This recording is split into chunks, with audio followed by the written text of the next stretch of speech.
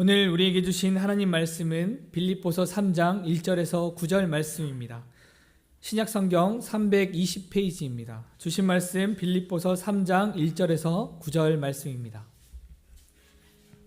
끝으로 나의 형제들아, 주 안에서 기뻐하라. 너희에게 같은 말을 쓰는 것이 내게는 수고로움이 없고 너희에게는 안전하니라. 개들을 삼가고 행악하는 자들을 삼가고 몸을 상해하는 일을 삼가라. 하나님의 성령으로 봉사하며 그리스도 예수로 자랑하고 육체를 신뢰하지 아니하는 우리가 곧 할례파라. 그러나 나도 육체를 신뢰할 만하며 만일 누구든지 다른 이가 육체를 신뢰할 것이 있는 줄로 생각하면 나는 더욱 그러하리니, 나는 8일 만에 할례를 받고 이스라엘 족속이요 베냐민 지파요 히브리인 중에 히브리인이요 율법으로는 바리새인이요 열심으로는 교회를 박해하고 율법의 의로는 흠이 없는 자라. 그러나 무엇이든지 내게 유익하던 것을 내가 그리스도를 위하여 다 해로 여길 뿐더러 또한 모든 것을 해로 여김은 내 주 그리스도 예수를 아는 지식이 가장 고상하기 때문이라. 내가 그를 위하여 모든 것을 잃어버리고 배설물로 여김은 그리스도를 얻고 그 안에서 발견되려 하리니, 내가 가진 의는 율법에서 난 것이 아니요 오직 그리스도를 믿음으로 말미암은 것이니 곧 믿음으로 하나님께로부터 난 의라. 아멘. 이제 담임 목사님 나오셔서 절대 가치라는 제목으로 하나님 말씀 전해 주시겠습니다. 네, 우리 옆 사람과 죽고 갑시다. 하나님이 당신을 사랑하십니다. 한 번 더 합시다. 예수님의 이름으로 사랑합니다. 절대 가치와 또한 상대의 가치라고 하는 말이 있습니다. 쉽게 말하면 절대 가치는 말 그대로 절대 변하지 않는 가치, 그리고 비교할 수 없는 가치를 의미하는 것이죠. 그리고 반대로 상대의 가치라고 하는 것은 늘 변할 수 있는 가치, 그리고 늘 비교에 따라서 좋고 나쁨이 늘 바뀔 수 있는 가치, 그것이 바로 상대의 가치다라고 하는 말을 씁니다. 사랑하는 여러분, 세상에서 가장 행복한 사람이 누구입니까? 세상에서 가장 행복한 사람은 이 절대 가치를 알고 이 절대 가치를 누리며 살아가는 사람들입니다.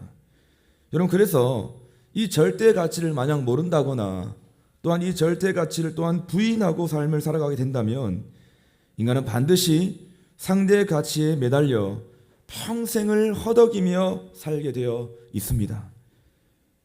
절대로 행복할 수 없다는 것을 의미하는 것입니다. 빌립보서 2장 17절과 18절의 말씀을 보십시다. 만일 너희 믿음의 재물과 섬김 위에 내가 나를 전제로 드릴지라도 나는 기뻐하고 너희 무리와 함께 기뻐하리니 이와 같이 너희도 기뻐하고 나와 함께 기뻐하라. 자, 여러분, 이 말씀에 대한 신학적인 해석은 좀 접어두고 말씀을 단순하게 해석하면 이런 말인 것이에요. 지금 바울이 빌립보 교회 성도를 향해서 지금 이렇게 말을 하고 있는 것이에요. 내가 나를 전제로 드릴지라도 나는 기뻐한다. 여러분, 지금 이 전제라고 하는 이 단어가 나왔습니다. 이게 뭐냐면 제사 방식을 의미하는 것입니다. 여러분, 전제라고 하는 것은 살아있는 양을 주님께 제물로 바칠 때, 드릴 때 그 제물 위에 포도주를 붓는 방식, 그 제사 방식을 가리켜서 전제, 옛날 성경에서는 관제라고 하는 말을 쓰고 있습니다. 그러니까 이 말씀을 통해서 드러난 이 바울의 심정이 무엇입니까? 내가 너희를 위해서 전제를 드릴지라도 라고 하는 것은 뭐냐? 내가 너희를 위해서라면 나의 피를 쏟아 부어도 내가 기뻐할 수 있다라고 하는 말인 것이에요. 즉, 나는 너희를 위해서라면 기꺼이 죽을 수도 있다. 이것이 빌립보 교회 성도들을 향한 바로 사도 바울이 가지고 있었던 절대 가치였던 것이었습니다. 사랑하는 여러분, 삶에 있어서 이런 절대 가치와 생의 의미를 가지고 있는 사람이 여러분 진짜 행복한 사람이라고 하는 사실입니다. 나는 이것을 위해서라면 내 목숨을 걸 수 있다. 나는 이 일에 내 생명을 바칠 수도 있다. 여러분, 이런 사람이 모든 인생의 허무와 또한 모든 무기력함을 깨트릴 수 있는 절대 가치를 소유한 사람이라고 하는 사실입니다. 왜 많은 사람들이 우울해하고 무기력해하고 또한 무력한 삶을 살아가는 것입니까? 왜 많은 사람들이 뭔가 재미가 없다, 뭔가 신명나지 않는다, 왜 여러분 그런 말들을 하며 삶을 살아갑니까? 그것은 무엇이냐면 자기가 어떤 일 가운데 자기의 전부를 바칠 만한, 생명을 드릴 만한, 목숨까지도 기꺼이 드릴 만한 여러분 그런 일이 없다는 거예요.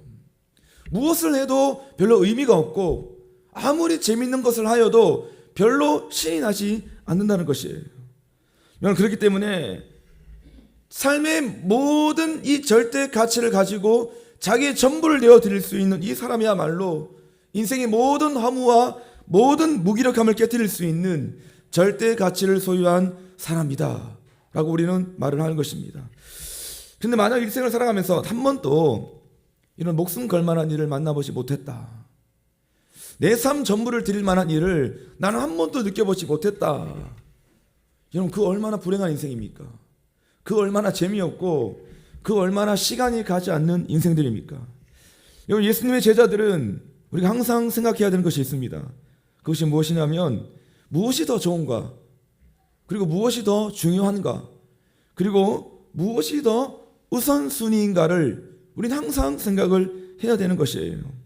제자들의 삶은 무지개를 쫓아가는 어린아이들처럼 늘 대상이 변하고 늘 그 마음이 변하는, 즉 상대 가치를 쫓아가는 삶이 아닌 것이에요. 여러분 제자의 삶이라는 것은 항상 우리 모든 대상과 우리 모든 사랑과 우리 모든 삶의 열정이 늘 한가운데, 늘 한 곳에 집중되어지는 삶, 그 목적과 목표와 표대를 나아가는 삶, 여러분 그 삶을 가리켜서 예수 그리스도의 제자다, 그리고 내가 제자의 삶을 살아간다라고 말을 하는 것입니다. 사회학자들은 인간의 성장 과정에 따라서 가치관의 변화를 이렇게 분류해 놓았습니다. 영유아기 때는 엄마만 있으면 되는 거예요. 즉 엄마 품에 안겨서 여러분 젖을 빨면 그만인 거예요. 뭐 더 이상의 만족이 없는 겁니다. 엄마 품에 안기는 것이 여러분 영유아기 때는 절대적인 것입니다. 여러분 유년기로 접어들면서 어떻게 되어집니까? 이제는 엄마 품보다는 장난감이 더 중요해집니다. 엄마가 불러도 여러분 장난감을 가지고 노느라 정신이 없습니다. 그 어떤 것보다도 장난감이나 게임, 그리고 유튜브 동영상 같은 거 하나 보여주면 끝나는 거예요. 여러분 그게 절대적인 것입니다. 그리고 이제 유년기를 지나서 사춘기가 되면 어떻게 됩니까? 이제 이성 친구가 큰 비중을 차지하게 됩니다. 남학생들 예쁜 여학생이 옆에 앉아 있기만 해도 정신을 못 차리는 거예요. 그리고 여러분 여학생들 잘생긴 남학생이 지금 멀리서 지나가는 것만 보더라도 막 마구마구 가슴이 뛰고 막 설레는 것이에요. 그러나 여러분 알고 있죠? 그 설레임과 행복 또한 잠시 잠깐, 그런 것들은 금방 사춘기 때 금방 다 지나간다는 것입니다. 청년기가 되면 어떻게 됩니까? 지식을 따르는 세대가 된 것입니다. 즉 아는 것, 깨닫는 것이 중요해지는 때입니다. 그래서 여러분 진리나 지식이 중요하기 때문에 스스로 많은 것을 뭔가 배우려고 하고 그 시간 스스로 많은 것을 경험하려고 하는 여러분 그런 열정들이 청년기 때 막 올라오기 시작하는 것입니다. 그래서 여러분 청년들 보면 가장 늘 새로운 것을 추구하려고 하는, 뭔가 금방금방 막 바뀌는데 그게 뭐냐면 늘 새로운 것을 뭔가 추구해 보려고 하는 여러분 그런 마음들이 생겨난다는 것인 거예요. 그런데 여러분 이것도 채울 수 없는 그릇과 같은 것이에요. 이제 30, 40대가 되면 어떻게 변하냐? 이제 성취가 중요해지는 때가 되는 것입니다. 온 생애를 걸고 이제 무엇인가를 성취해 보고자 하는 자아실현의 욕망, 그리고 물질의 욕망이 더 커져간다는 겁니다. 그러다가 뭔가 하나로 이루게 되면 뭔가 너무 기쁘고 너무 만족스러워하는 것을 여러분 보게 되어집니다. 그런데 그것도 잠시 잠깐 덧없는 거예요. 왜냐하면 이제 50대로 접어들면 자리와 명예가 중요해진다고 합니다. 아직 50대가 되지 않아서 모르겠지만 50대가 이제 넘어가면 이제는 내가 어떤 자리에 앉아 있는가, 내가 어떤 사회적 명예를 가지고 삶을 살아가는가, 이제 그 명예가 중요해진다는 것이에요. 젊을 때는 뭐 그 명예 같은 거 1도 관심이 없었는데 이제 50대가 넘어가면서 이제는 뭔가 그 어떤 것보다도 돈보다도 이제는 명예가 훨씬 더 중요해지는 겁니다. 여러분 그렇기 때문에 50대에 넘어간 사람들, 돈이 많은 사람들요, 그 명예를 얻기 위해서 막 돈을 뿌리고 다니잖아요, 여러분. 그게 뭐냐면 나에게 있어서 최고의 가치는 이제는 명예다. 교회 안에서도 여러분 막 30대, 40대 때는 전혀 막 뭔가 장로가 되는 것에 1도 관심이 없다가 갑자기 사람이 50대가 막 넘어가면서 막 돌변하는 것이 어떻게 내가 장로가 될 수 있을까? 다 막 대적으로 보이고 막 적으로 보이고 경쟁 상대로 보이고 막 여러분 그런 일들을 우리가 교회 생활하면서 얼마나 많이 보게 되었습니까? 자, 그런데 그 명예도 덧없다라는 겁니다, 여러분. 왜냐하면 60, 70대가 되면 여러모로 이제 한계를 느끼게 되는 거예요. 힘도 붙이고 기억력도 떨어지고 이제 완전히 달라지는 것입니다. 그래서 이제는 그 뭐 명예도 권력이도 돈도 그것보다는 이제는 오직 먹는 것에만 관심을 가지게 되는 거예요, 여러분. 그래서 여러분 우리 어르신들 보면 먹는 게 정말 중요합니다. 그리고 뭔가를 해서 먹이는 거 이거 정말 중요합니다. 그래서 우리 어머님들, 우리 부모님들 맨날 우리한테 뭔가 막 해다 막 바치잖아요. 그게 뭐냐 하면요, 나이가 들었다는 거예요. 할머니가 되었다는 것이 이제 먹는 게 중요한 거예요. 왜? 자기 자신이 이제는 기력이 떨어지고 힘이 붙이기 때문에 뭔가 더 잘 먹어야 되고 우리 자녀들도 자식들도 뭔가 잘 먹여야 된다. 그래야 애들도 힘이 난다. 사실 우린 그게 아닌데 우린 뭘 먹어도 뭐 치킨 한 조각을 먹어도 막 힘이 막 나는데 그런 거 먹으면 안 돼. 몸에 좋은 거 먹어야 돼. 막 계속 그러면서 여러분 그렇게 바뀌게 되는 것이에요, 여러분. 여러분 우리는 비교적 짧은 인생을 살아왔지만 지난 시간들을 돌아보면 우리가 얼마나 사소한 일에 그리고 별로 중요하지 않는 일에 우리가 얼마나 목숨을 걸고 살아왔는지 모릅니다. 여러분 그렇기 때문에 우상이라고 하는 것은요 상대적인 것이에요.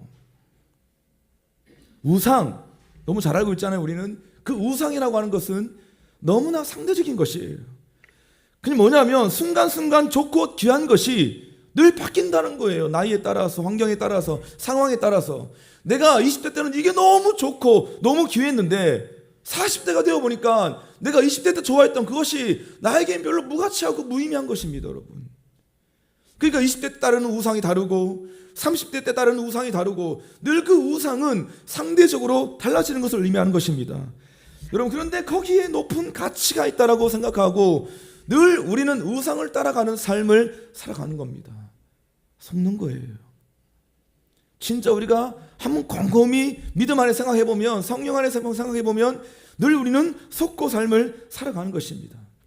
성경이 말하고 있는 행복에 관한 진리가 무엇입니까? 우리 모든 사람들이 다 행복 중요하잖아요. 행복 좋아하잖아요.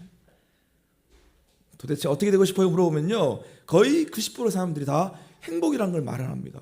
그 요즘은요 한국 교회가 막 행복이 중요한 키워드가 돼가지고 막 여기다가 막 행복 막 행복한 사람 막 이런 거 막 이름조차도 막 행복한 교회 막 그래서 많은 목사님들이 막 행복 다들 좋아하니까 계속 행복을 막 외쳐대는 거예요, 여러분. 왜? 듣기만 해도 좋은 거예요. 행복 따뜻해지는 것이에요, 여러분. 많은 사람들이 다 행복을 꿈꾸고 행복을 원한다는 겁니다. 근데 성경이 말하고 있는 행복에 관한 진리가 무엇입니까? 세상이 말하는 행복에 관한 여러분 그런 세상적 진리가 아니라 성경이 말하는 절대 변하지 않는 행복에 관한 진리가 무엇입니까?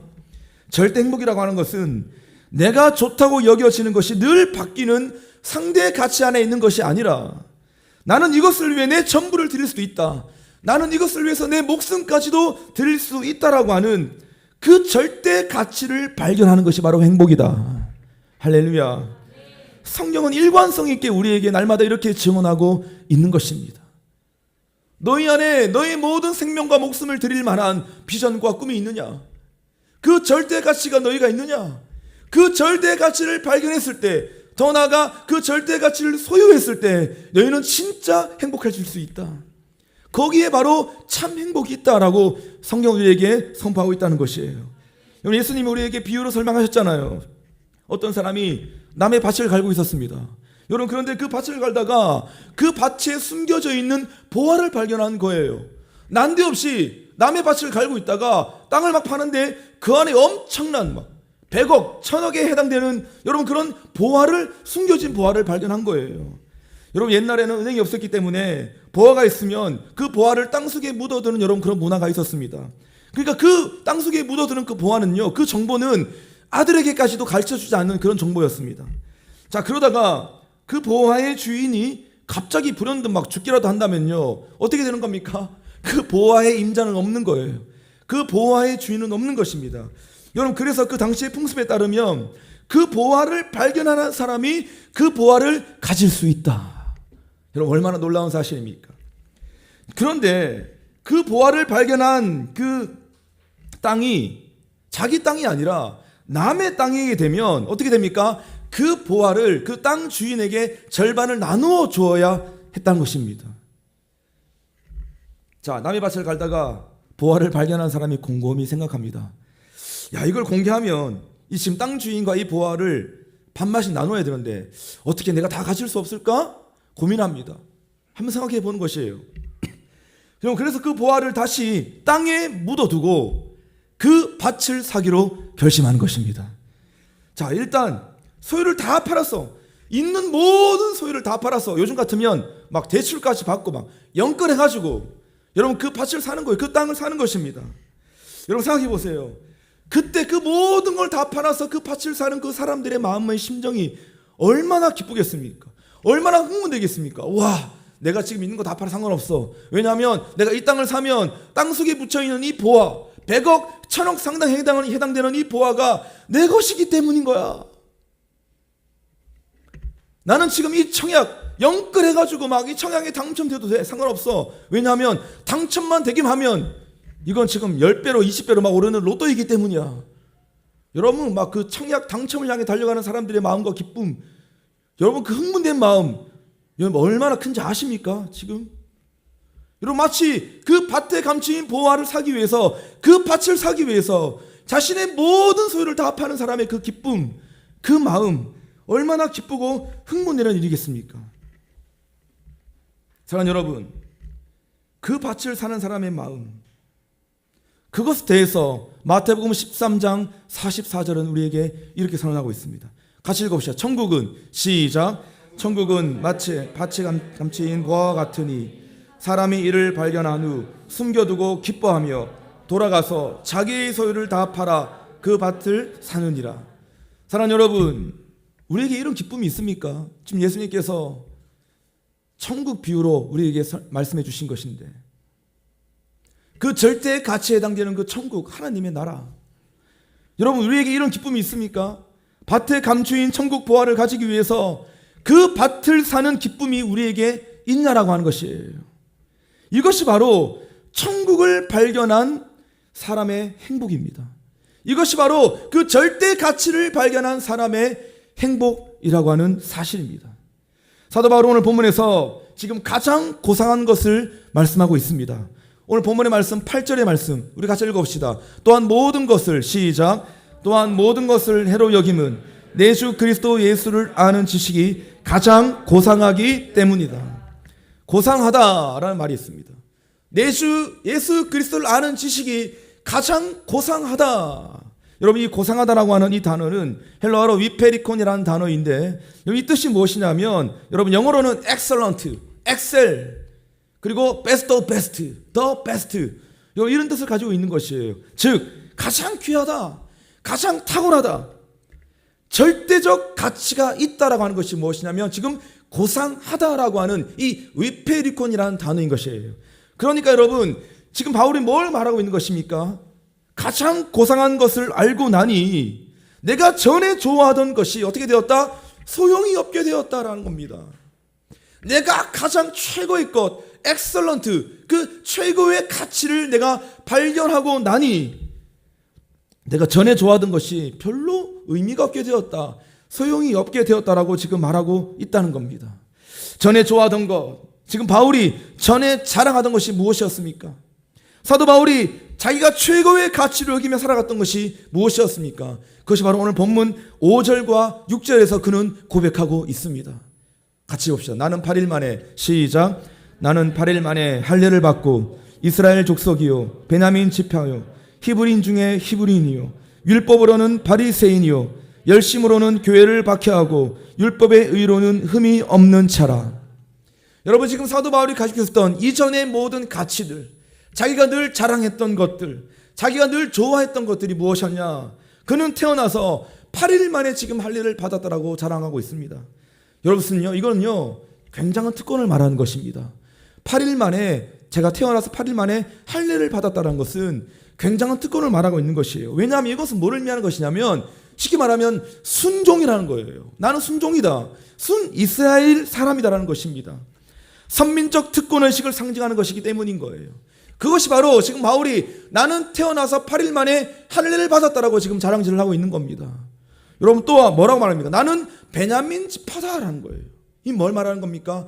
베냐민 지파다라는 것은 지금 자기가 왕족이라는 것을 밝히는 겁니다. 왜? 사울왕이 베냐민 지파였잖아요.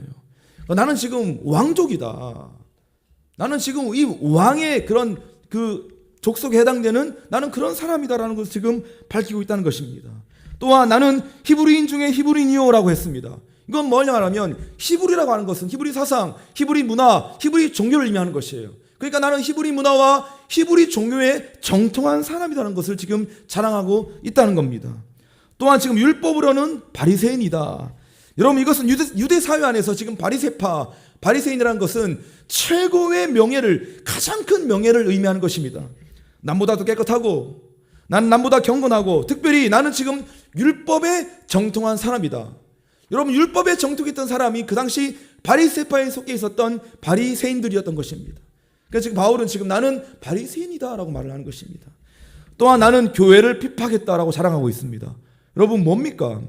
지금 이것은 자기는 열심파였다는 거예요. 나는 뭘 하든 열심히 살았던 사람이야.